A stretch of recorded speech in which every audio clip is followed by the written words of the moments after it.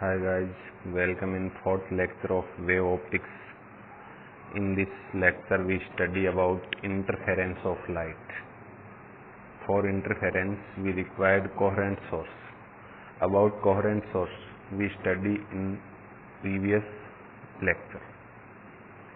Coherent source is that source there are no phase difference will be changed, there are constant phase difference between waves. In interference, coherent source behave as a main part of interference. तो coherent source जो होता है अपना coherent source में required ये होता है कि फेज डिफरेंस है वो सेम होता है, और without same phase difference interference will not possible. So that is mainly rolled part of interference. Now we study about interference. What is interference? In interference there are two or more than two light waves of same frequency and same approximately same amplitude. Two or more than two waves of same frequency. Frequency will be same, should be same. Frequency should be same, and amplitude also be same or approximately same. If two or more than two wave of same frequency and approximately same amplitude are transmitted in same direction, both rays are transmitted in same direction, then after superposition intensity of resultant wave, जो resultant wave आती है after superposition, उसकी intensity will be change होती है with respect to time. समय के साथ उसकी intensity change होती है. ठीक है. This phenomena is known as interference of light. ये आपको डेफिनेशन बोर्ड पे शो हो रही है. Condition required for interference of light. Condition कौन सी रिक्वायर्ड होती है? फर्स्ट है both source will be coherent. ये मेनली मैंने बताया था मेनली रोल्ड पार्ट है कोहेरेंट सोर्स. तो both source will be coherent. Without coherent source there are no possible interference. Second है एम्पलीट्यूड विल बी सेम और approximately same. Amplitude will be same हो सकता है एंड अप्रोक्सीमेटली सेम भी हो सकता है for separation of bright and dark fringe. क्योंकि यदि सेम एम्पलीट्यूड होगा तो इंटरफेरेंस में ब्राइट और डार्क फ्रिंज बनेंगी, उसके बीच में सेपरेशन इजीली हो जाएगा. ठीक है. फिर है both the source should be same colour for same frequency and wavelength. Source light source हैं वो सेम कलर के होने चाहिए फॉर फ्रीक्वेंसी और वेवलेंथ. क्योंकि फ्रीक्वेंसी हमें क्या चाहिए? डेफिनेशन में हमने बताया कि सेम फ्रीक्वेंसी होनी चाहिए. तो सेम फ्रीक्वेंसी और वेवलेंथ के लिए सोर्स का कलर सेम होना चाहिए. Both waves should be transmitted in same direction. Both waves should be transmitted in same direction, यानी सेम डायरेक्शन में ये ट्रांसमिट होनी चाहिए. फिर both source should be very close. Both source यानी जो भी सोर्स हैं दोनों सोर्स एक दूसरे के क्लोज यानी निकट होने चाहिए. ठीक है. Path difference also should be minimum, यानी जो वेव्स आती हैं इंटरफेरेंस में टू और मोर देन टू वेव्स, उनके बीच में पाथ डिफरेंस है वो एकदम मिनिमम होना चाहिए. ठीक है. लास्ट है इसका if light wave is polarized, यानी जो लाइट वेव इंटरफेरेंस में अपन यूज कर रहे हैं वो पोलराइज्ड हैं, then polarization plane of both wave, then polarization plane जो है of both wave will be in same plane. तो उसका पोलराइजेशन प्लेन है वो सेम प्लेन में होना चाहिए दोनों वेव्स का. ठीक है. ये था about interference and condition required for interference. Now we discuss about mathematical proof of interference. Mathematical derivation अपन इसमें प्रूव करेंगे. तो आप इसका स्क्रीनशॉट लें ताकि नोट्स बना सकें. Now we study about mathematical proof of interference. Now we discuss about mathematical form of interference. Interference की mathematical form. In this we take two waves. One is y1 is equals to a1 sin omega t, and other is y2 is equals to a2 sin omega t plus phi. Both phases are superposed. So by superposition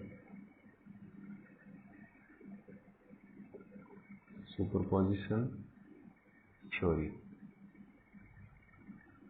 resultant wave क्या होगी, y is equals to y1 plus y2, ये अपनी resultant wave आएगी। दोनों की value put up करें तो y is equals to y1 की a1 sine omega t plus y2 की value a2 sine omega t plus phi. We remove the bracket. We apply the formula sin a plus b. Then sin a plus b is equals to sin a cos b plus cos a sin b. So we can define it as a1 sin omega t plus a2 sine A plus B का rule apply करें, then क्या होगा, sine omega T cos phi plus cos omega T sine phi.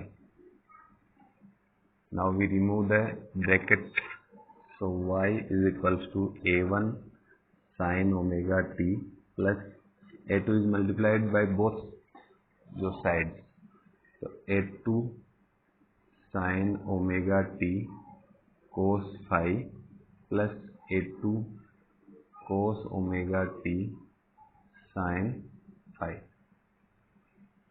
Now we take common sine omega T in this both part, sine omega T and sine omega T, so we take common sine omega T a1 sine omega T common लेंगे तो इसमें a1 plus इसमें a2 cos phi plus ये part as it is आएगा, a2 या इसमें भी अपन देखो कोस ओमेगा टी अलग रख लें, कोस ओमेगा टी को अलग रखेंगे तो ये आएगा a2 साइन फाई। ठीक है, अब ये जो ब्रैकेट में वैल्यू है इनकी जगह अपन मानेंगे let a1 plus a2 cos phi is equals to capital R cos theta, and जो सेकेंड ब्रैकेट में वैल्यू है a2 साइन फाई, उसकी जगह अपन मानेंगे R साइन थीटा। ठीक है, then y is equals to क्या आएगा, साइन ओमेगा टी, इसकी जगह आएगा इस ब्रैकेट की जगह R cos theta plus cos omega T, इस ब्रैकेट की जगह R साइन थीटा। दोनों में R कॉमन आ रहा है, R कॉमन लेंगे तो अपने पास बचेगा sine omega T cos theta plus cos omega T sine theta. ये sine A cos B plus cos A sine B की फॉर्म आ गई, तो इसको अपन लिख देंगे y is equals to R sine A plus B, तो ए की जगह ओमेगा टी प्लस बी की जगह थीटा। तो ये आ गई आपकी रिजल्टेंट वेव या displacement of resultant wave. Here capital R resultant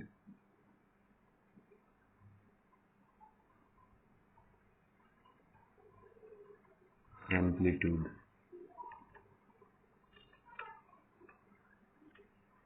resultant amplitude, जो थीटा है रिजल्टेंट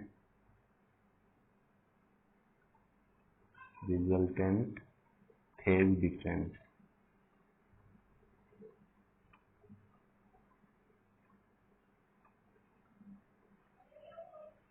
ठीक है, resultant phase difference.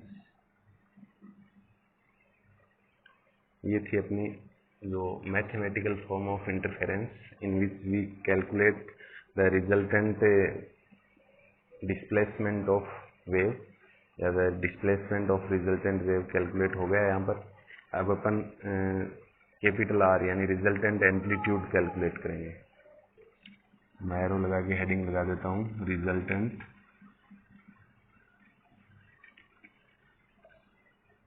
Amplitude.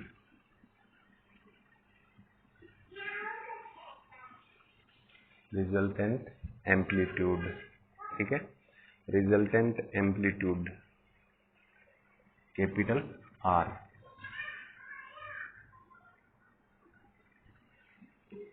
Capital R calculate करने के लिए ये जो इक्वेशन हमने लेट की थी, इमेज की थी, इनको अपन ए नंबर और बी नंबर इक्वेशन दे देंगे। इन दोनों का स्क्वायर करके ऐड करेंगे अपन, तो बाय इक्वेशन ए का स्क्वायर प्लस बी का square, A square and B square करेंगे, दोनों को ऐड करेंगे। a1 plus a2 cos phi, a1 plus a2 cos phi का whole square plus a2 sine phi का whole square, a2 sine phi whole square is equals to, देखो LHS का square LHS के square में add होगा, RHS का square RHS के square में ऐड होगा, तो r cos थीटा का square plus r sine theta का square, r cos theta square plus r sine theta square. ये जो अपना ब्रैकेट है a प्लस बी के होल स्क्वायर का रूल अप्लाई करेंगे इसमें, तो ये हो जाएगा a1 square plus a2 square cos square phi plus 2a1 a2 cos phi plus a2 square sine square phi is equals to r square cos square theta plus ये हो जाएगा r square sine square theta. ठीक है, अब देखो इसमें a2 square है, इसमें भी a2 स्क्वायर है, इन दोनों को एक दूसरे के नज़दीक लिखेंगे, तो a1 square plus a2 square cos square phi plus a2 square sine square phi. अब अपन लिखेंगे 2a1 a2 कोस फाई, इसको लास्ट में ये दोनों एक साथ लिख दिए a2 के पद।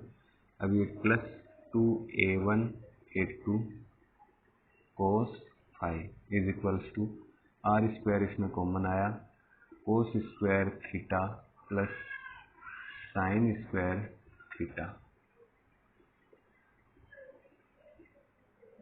ठीक है, इन दोनों में देखो a2 स्क्वायर कॉमन आ जाएगा इन दो पद में, तो a1 स्क्वायर प्लस a2 स्क्वायर कॉमन लेंगे, after then it is remains cos square phi plus sine square phi bracket close plus 2a1 a2 cos phi is equals to r square into 1, because cos square theta plus sin square theta will be 1.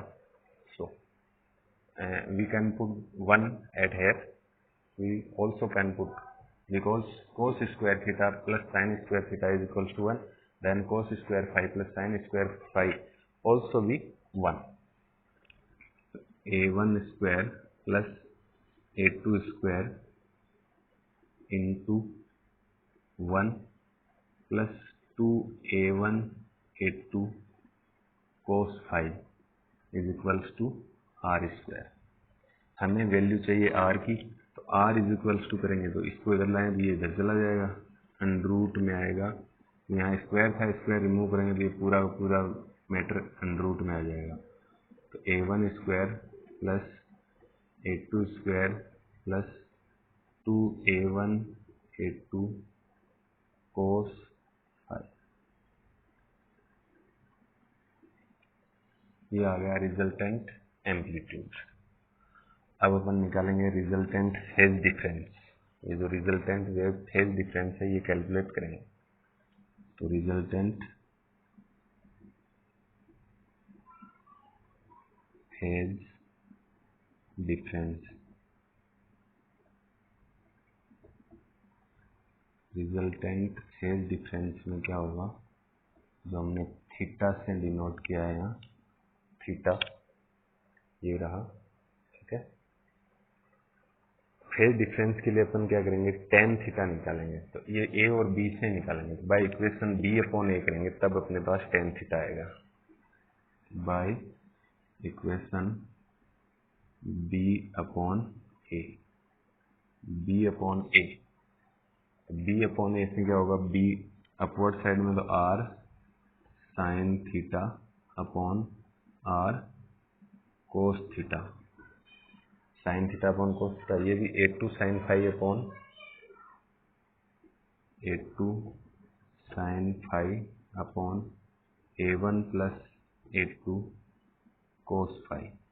Are से R cancel हो जाएगा, sine theta upon cos theta हो जाएगा tan theta is equals to a2 sine phi upon a1 plus a2 cos phi. तो theta is equals to tan inverse a2 sine phi upon a1 plus a2 cos phi. ये आ गया अपने पास resultant phase difference, ठीक है। ये दोनों calculate हो गए। इसके बाद एक नई क्वांटिटी, वो है intensity, intensity of resultant wave also calculate now. You can take a screenshot for prepare notes.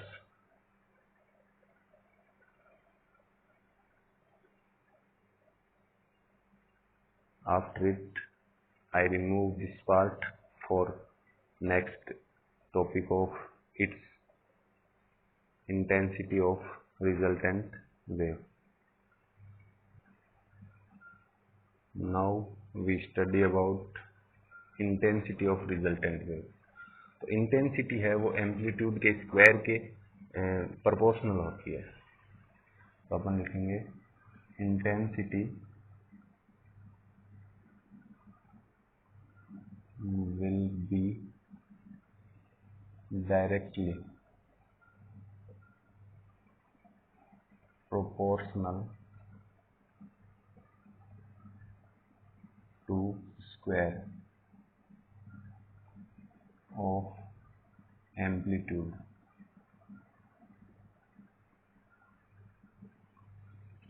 of that wave। कोई भी वेव की इंटेंसिटी अपन कैलकुलेट करते हैं तो इंटेंसिटी क्या होती है, directly proportional to square of amplitude.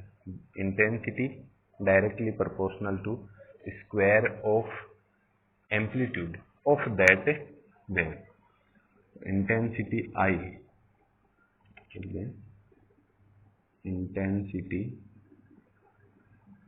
Proportional to amplitude का स्क्वायर, एम्पलीट्यूड का whole square.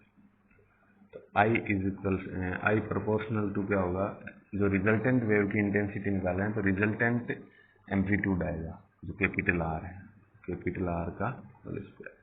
I is equals to करेंगे, के कांस्टेंट आएगा, आर स्क्वायर, आर की वैल्यू रखेंगे, आर की वैल्यू अपने पास है a1 square plus a2 square plus 2a1 a2 cos phi. ठीक है। तो I इज इक्वल्स टू क्या होगा, K √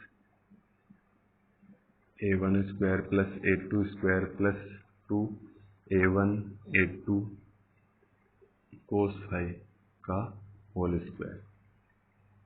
ठीक है, तो ये ब्रेक √ हट जाएगा, square in case of square √ will remove, तो ये होगा K A1 square plus A2 square plus 2A1 A2 cos phi.